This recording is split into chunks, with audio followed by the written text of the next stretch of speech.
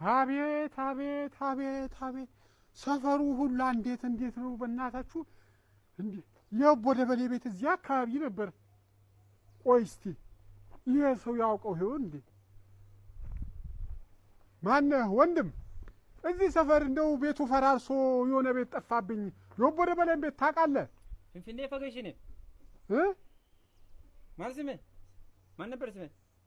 የኔ አሸብር አላህ ማለት ቢለው አቀየረሞ የቦደበሌን ቤት አታሳየኝም አታውቀውም ፈልገው ነው እሱ ቦደበሌ ና አሳያለሁ እሺ አቤት አቤት አቤት አቤት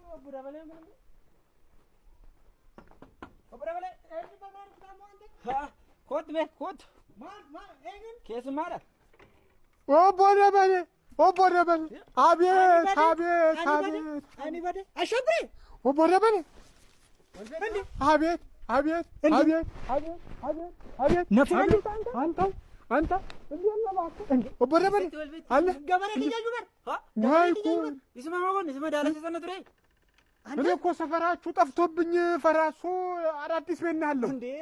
ፍልፍኔውና ጉኔን አርግቱ አቤት ጉድ አቤት ጉድ አቤት ጉድ አቤት በል ወንድም አመሰግናለሁ እግዚአብሔር ይስጥልኝ